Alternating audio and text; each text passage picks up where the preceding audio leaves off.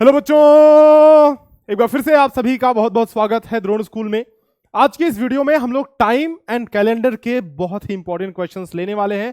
जैसा कि आपको पता है कि हम लोग इंपॉर्टेंट क्वेश्चंस की सीरीज चला रहे हैं और इस सीरीज में हम लोग चैप्टर वाइज एक एक चैप्टर करके लगातार इंपॉर्टेंट क्वेश्चन लेके आ रहे हैं आप सभी के लिए।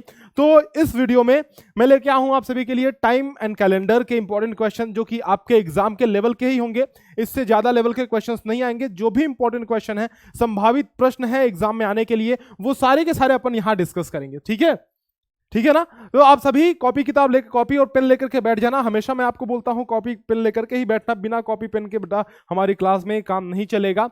इंपॉर्टेंट क्वेश्चंस नोट करते हुए जाना, जो भी शॉर्ट टिप्स बताऊंगा आप सभी को नोट करते हुए चलना है हमेशा की तरह बेटा, ठीक है। अगर आपको नहीं पता है तो मैं बता दूं कि हमारा अर्जुन बैच चल रहा है नवोदय विद्यालय की तैयारी के लिए, और फौजी बैच हमारा चल रहा है सैनिक स्कूल की तैयारी के लिए। तो अगर आप सैनिक स्कूल की तैयारी कर रहे हैं तो आप फौजी बैच ज्वाइन कर सकते हैं। अगर आप नवोदय की तैयारी कर रहे हैं तो आप अर्जुन बैच ज्वाइन कर सकते हैं। इसके अलावा 50 मॉडल पेपर का series with video solution and 10 mock test की भी सीरीज हमारे ऐप के अंदर, यानी कि द्रोण स्कूल के ऐप के अंदर अवेलेबल है। द्रोण स्कूल का ऐप आप प्ले स्टोर से डाउनलोड कर सकते हैं, जैसा कि आप हर एक ऐप करते हैं। तो डाउनलोड कर लेना इसको प्ले स्टोर से, और इसके अंदर 50 मॉडल पेपर की सीरीज से अपनी तैयारी को एक नया, एक अच्छा मुकाम दे सकते हैं आप, एक अंतिम मुकाम दे सकते हैं, है ना, एक फाइनल टच अपनी तैयारी को आप दे सकते हैं। तो इस तरह का इंटरफेस दिखेगा, यहाँ पे डेमो लेक्चर्स वगैरह भी होंगे, तो आप देख सकते हैं जाकर के। बाकी ऐप के बारे में ज्यादा क्या ही बताना। स्टार्ट करते हैं अपनी क्लास से। एंड आज की क्लास छोटी सी होगी, ज्यादा बड़ी क्लास नहीं होगी, क्योंकि टाइम एंड कैलेंडर से बहुत छोटे छोटे क्वेश्चन और बहुत कम ही क्वेश्चंस पूछे जाते हैं एग्जाम में, तो इसलिए ज्यादा कुछ नहीं है, जितना भी है हम लोग इसमें डिस्कस कर लेते हैं। चलो, तो टाइम एंड कैलेंडर का आरटीपी रिवीजन टाइम प्रैक्टिस हमारा चल रहा है, ये तो आपको पता ही है, ज्यादा बताने की इसमें जरूरत कुछ है नहीं। देखो, question number 1 is your on screen. ये रहा क्वेश्चन नंबर 1 बेटा। आप सभी बताते हुए चलोगे, कमेंट सेक्शन में लिखते हुए चलोगे कि 26 मिनट 18 सेकंड में कुल कितने सेकंड होते हैं।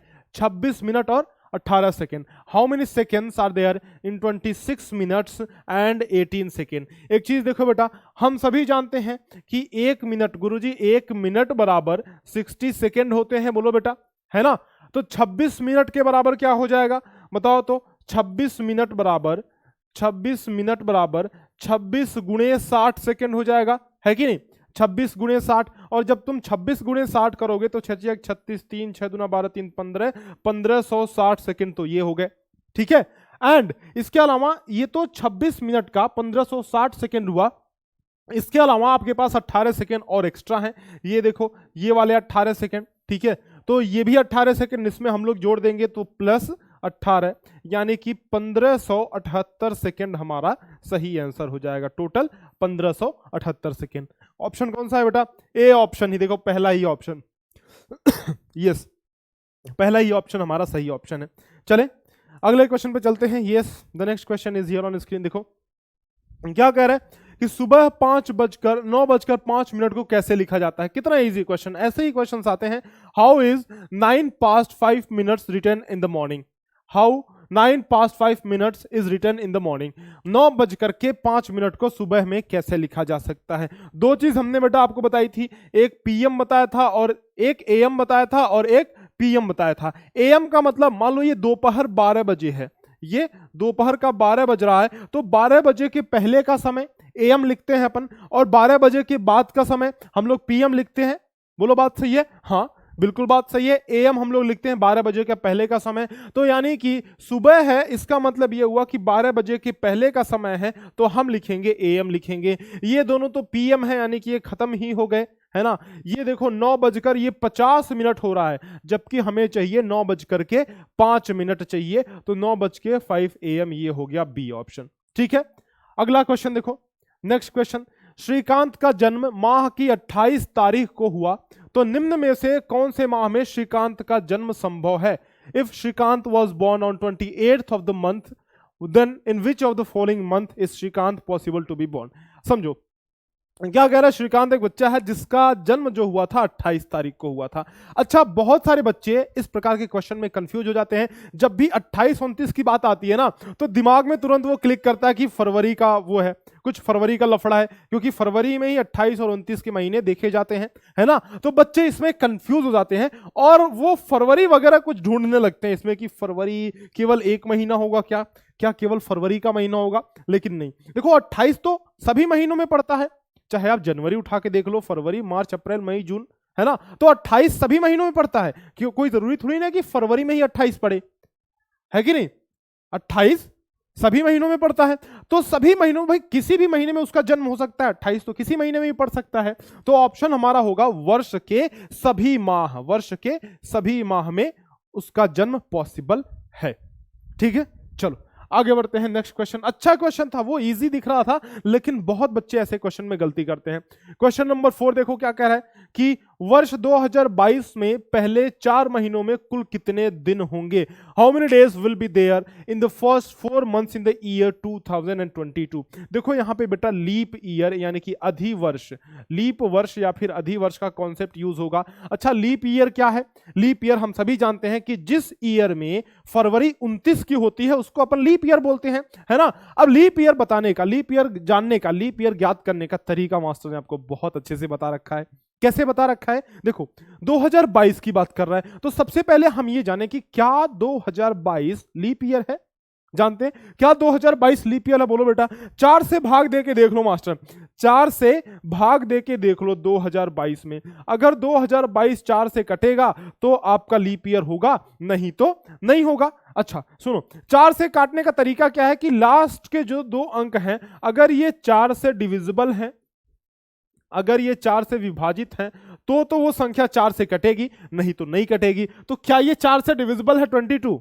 नहीं है ना, 4 से डिविजिबल नहीं है। यानी मैं बोल सकता हूं कि ये संख्या जो है 4 से डिविजिबल नहीं है, यानी कि मैं बोल सकता हूं कि ये लीप वर्ष नहीं है, लीप वर्ष नहीं है, लीप वर्ष नहीं है ये, ठीक है। ये वर्ष लीप वर्ष नहीं है। तो अगर लीप वर्ष नहीं है तो क्या मैं बोल सकता हूं कि जो फरवरी होगी, फरवरी होगी, वो 28 दिन की होगी, 28 डेज की होगी। अगर लीप वर्ष होती तो फरवरी 29 दिन की होती, लेकिन चूंकि लीप वर्ष नहीं है तो फरवरी 28 दिन की होगी। अच्छा, ये बात समझ में आ गई, फरवरी 28 दिन की होगी।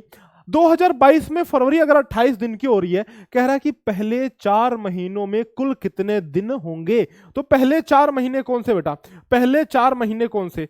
पहले 4 महीने जनवरी, फरवरी, मार्च एंड अप्रैल, है ना। मार्च और अप्रैल। जनवरी 31 का होता है, फरवरी अभी हमने देखा कि 28 दिन की होगी, तो 31 प्लस 28, फिर ये हो जाएगा 31, फिर हो जाएगा 30। ठीक है, देखो 31, 28, 31 और 30, तो ये कितना टोटल हो रहा है? ये 2 तो इसमें हो गया, यानी कि 120 दिन टोटल बेटा, 120 डेज, 120 डेज हो रहा है टोटल, 120 दिन। आगे बात समझ में? सिंपल है ना, देखो कितना सिंपल है। ऐसे ही क्वेश्चंस आते हैं, डरने की बिल्कुल जरूरत नहीं है। ऐसे ही क्वेश्चंस आते हैं।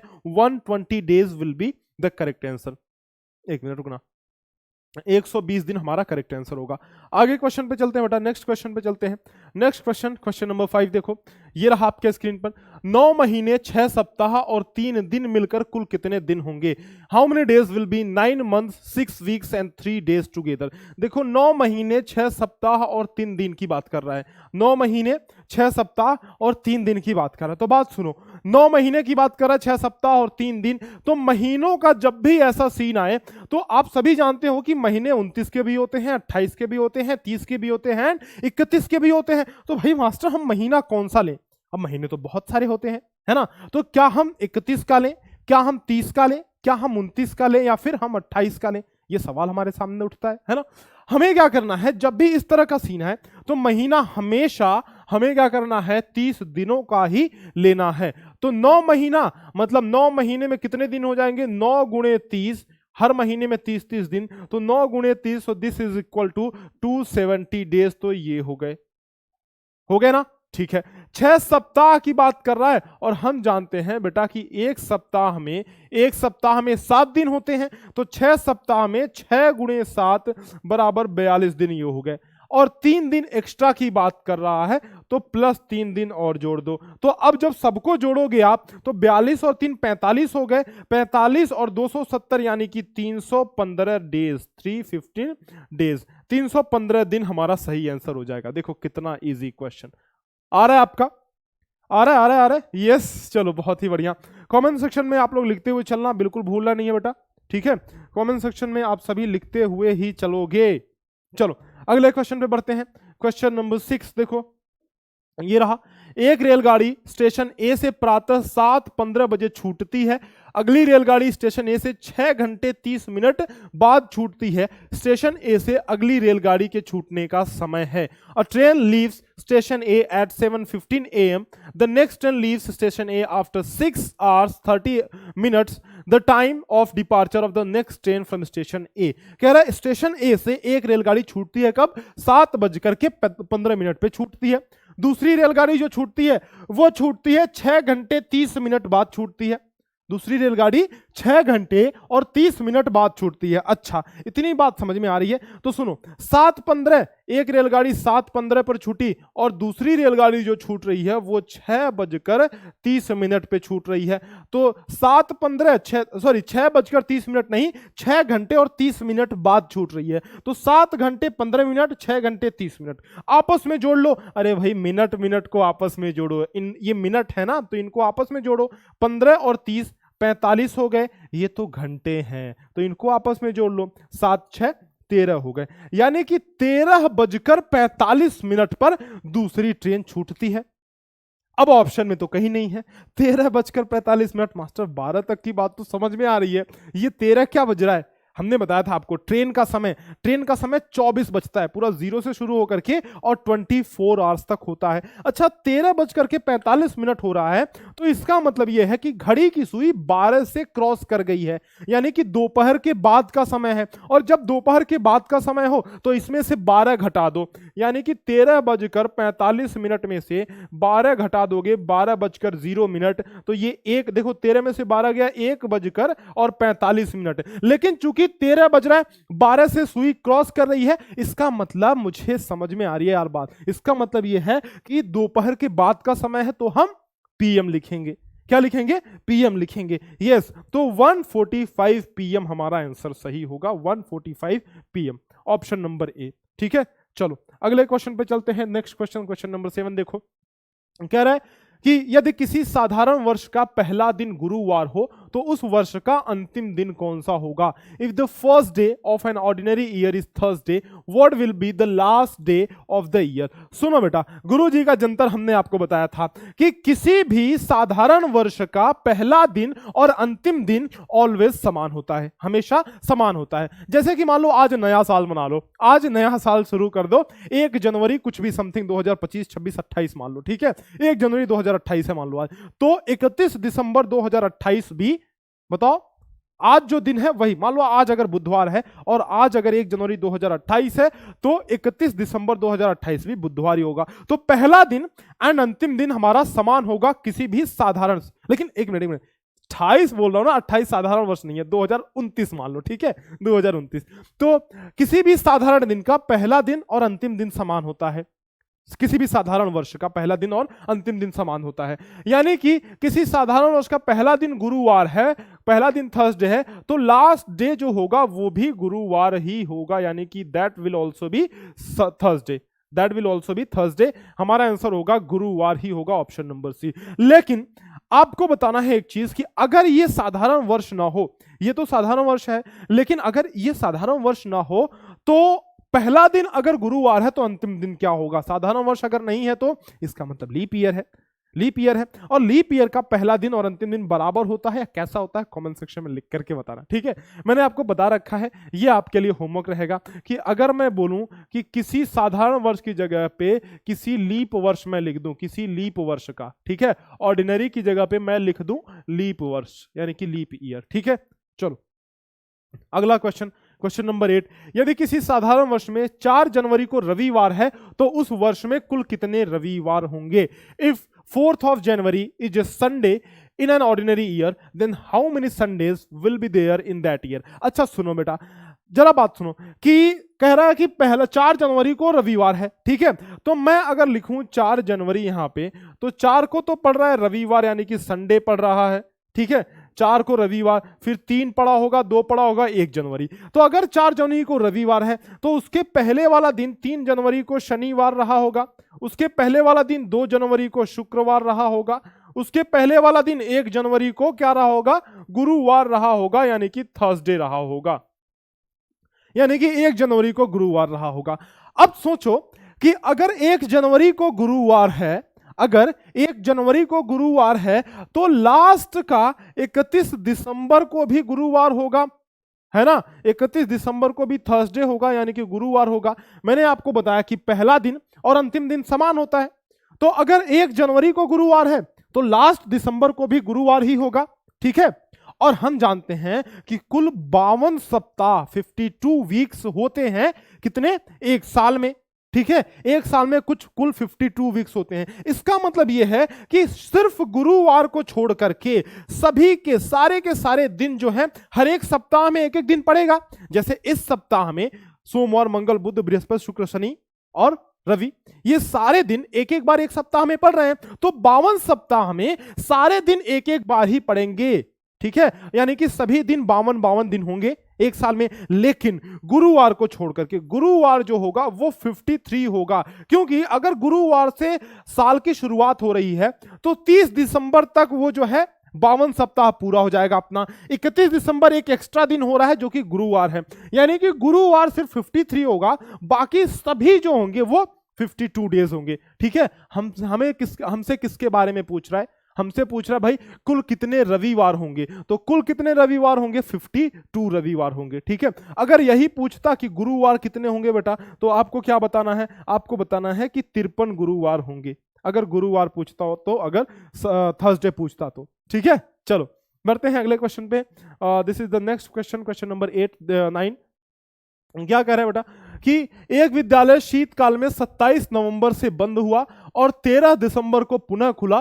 विद्यालय कितने दिनों के लिए बंद रहा? और school closed in winter from 27th November and reopen on 13 December. For how many days was the school closed? 27 नवंबर को बंद हुआ और 13 दिसंबर को खुला। तो ये बताओ कि नवंबर कितने दिन का होता है? बेटा नवंबर होता है, जो नवंबर होता है वो होता है 30 दिन का, है कि नहीं? नवंबर 30 दिन का होता है और 27 तारीख को स्कूल बंद हुआ, तो 30 माइनस 27 करो तो 3 दिन तो इसमें बचे हुए हैं, ठीक है। 3 दिन तो इसमें बचे हुए हैं। और दिसंबर की अगर मैं बात करूं तो 13 दिसंबर को स्कूल खुल गया, यानी कि दिसंबर में 13 दिन ये हो गए। 3 दिन हमारे नवंबर के और 13 दिन हमारे दिसंबर के, 13 और 3 16 दिनों के लिए स्कूल जो है बंद रहा। 13 + 3 यानी कि 16 डेज के लिए the school remained closed for 16 days. Option number हमारा सी सही हो जाएगा। बढ़े अगले क्वेश्चन पे चलते हैं। बहुत इजी से क्वेश्चंस हैं and there are I think 14 और 15 question in this chapter. Yes 15 question, तो जल्दी जल्दी कर लेंगे, कोई बड़ी बात नहीं है। देखो करो, आप सभी करो, इस क्वेश्चन को करो, सभी लोग करो बेटा। यस कह रहा है कि यदि सन 2007 में स्वतंत्रता दिवस बुधवार को मनाया गया तो 2009 में स्वतंत्रता दिवस किस दिन मनाया जाएगा?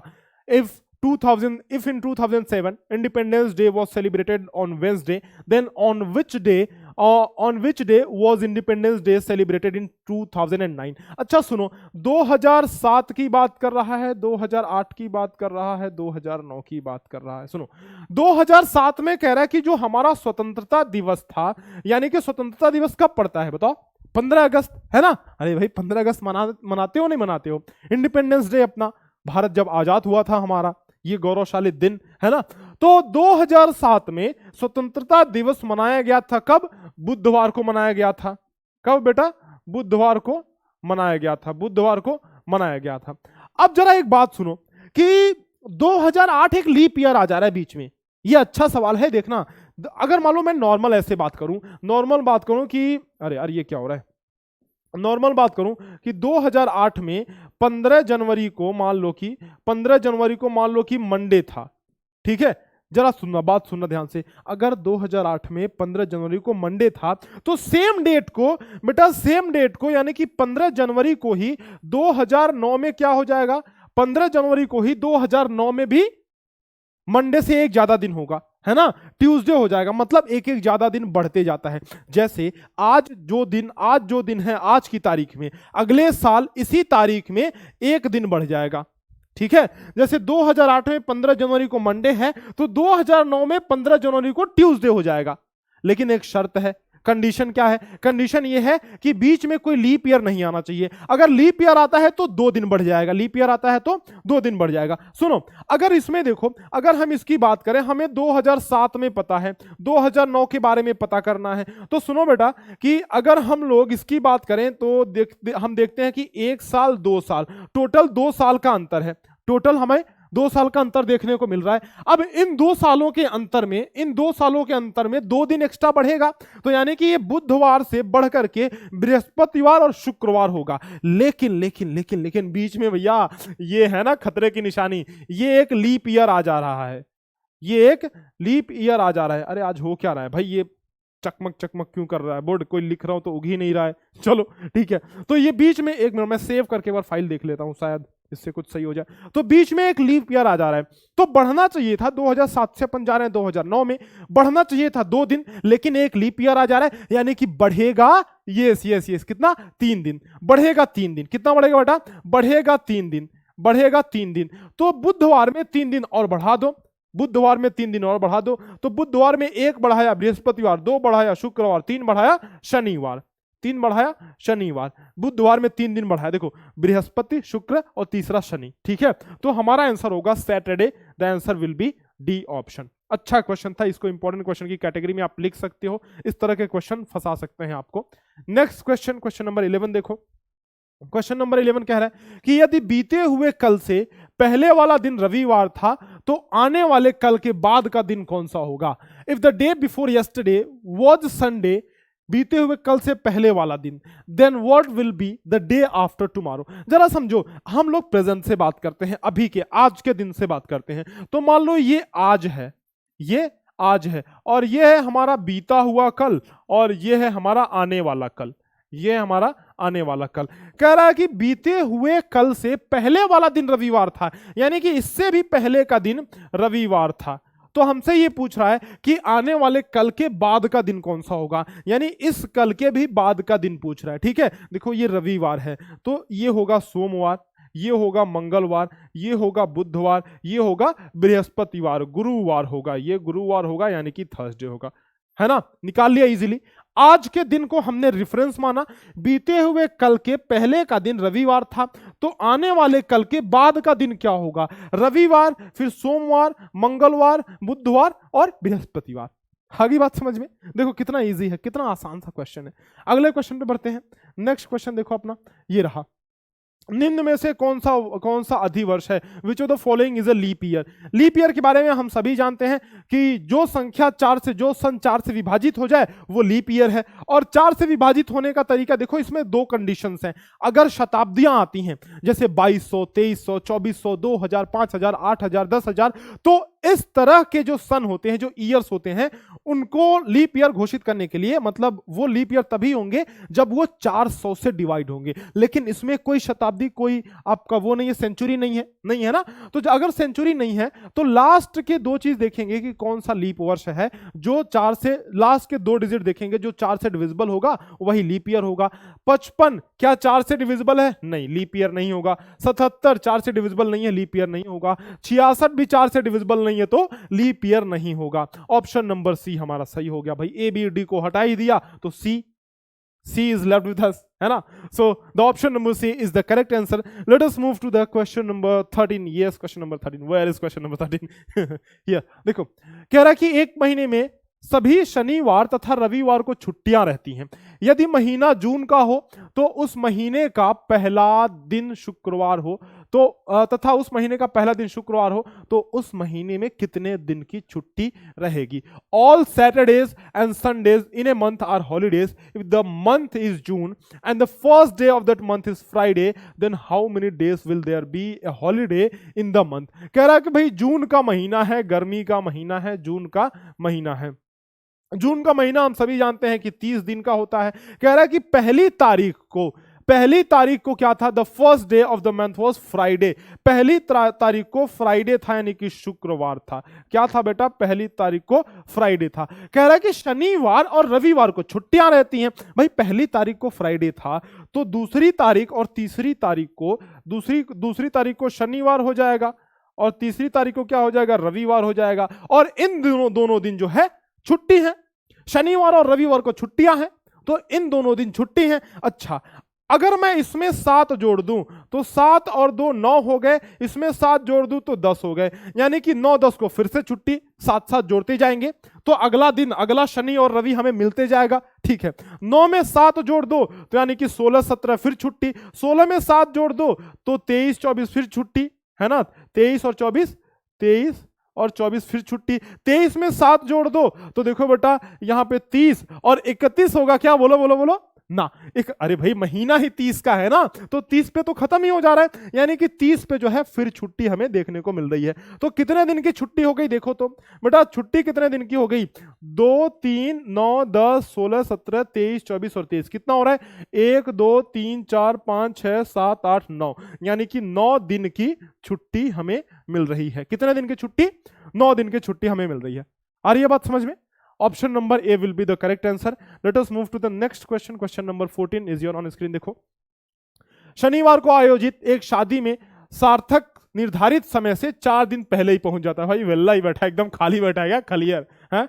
जिस दिन शादी है 4 दिन पहले से जाके बैठा है। शादी वाले भी परेशान, कहां से आ गया, भगाओ इसको, अतिथि तुम कब जाओगे वाला सीन आ गया। यदि वह अगले बुधवार को जाता तो उसे कितने दिन विलंब हो जाता?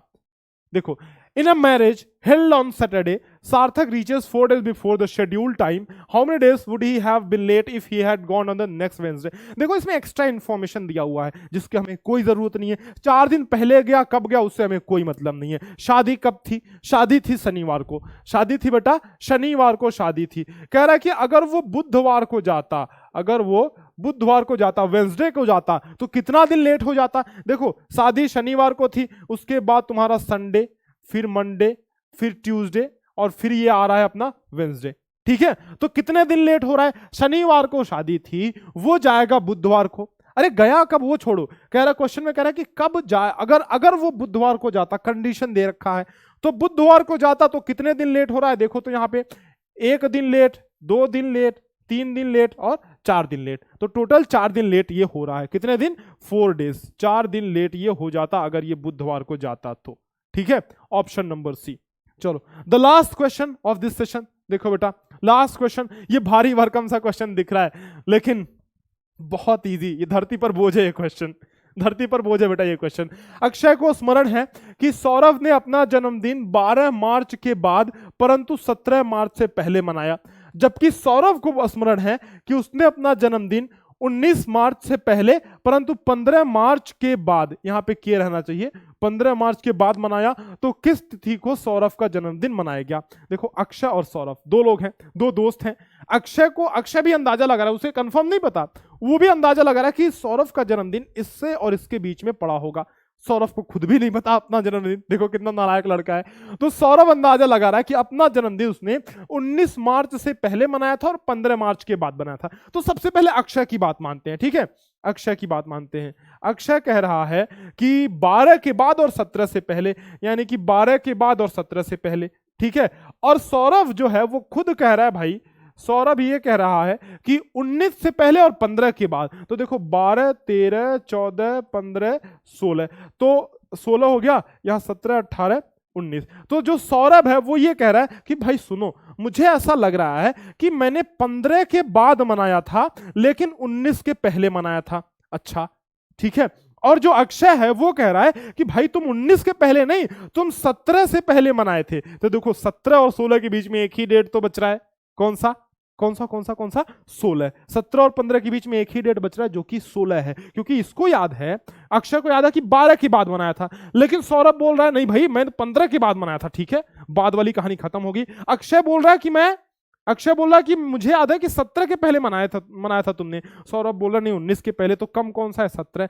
तो 15 और 17 के बीच का ये बच रहा है 16 जो है, यानी कि 16 March 16 March was the birthday of Saurabh. Yes, so option number कौन सा सही होगा? Option number A will be the correct answer. देखा कितने मस्त सवाल हम लोग कर लिए भाई, बहुत अच्छे सवाल। देखो इससे ज्यादा लेवल के क्वेश्चन नहीं आएंगे, डरना नहीं है। जो मैं करा रहा हूं शांति से करते जाना है, और 9 का एग्जाम निकालने की जिम्मेदारी तो मेरी है। अगर तुमने मेहनत दिखाई तो, तुमने मेहनत करी तो, तुमने ईमानदारी दिखाई तो, ऐसे नहीं है कि भाई मास्टर से जिम्मेदारी ले रहे हो और तुम मेहनत ही नहीं कर रहे हो, ऐसे थोड़ी ना होता है। बिना मेहनत किए फल कहाँ मिलता बेटा। तो इसीलिए आपको मेहनत करना है। मॉडल पेपर की सीरीज लेकर के आप प्रैक्टिस कर सकते हो। 50 मॉडल पेपर की सीरीज हमारे द्रोण स्कूल के ऐप के अंदर है, तो इसको लेना ना भूलें। टेस्ट लेकर के आप अच्छे से अपनी तैयारी कर सकते हो। चलो फिर आपसे मिलते हैं नेक्स्ट सेशन में इंपॉर्टेंट क्वेश्चन की सीरीज में। तब तक के लिए अलविदा, धन्यवाद।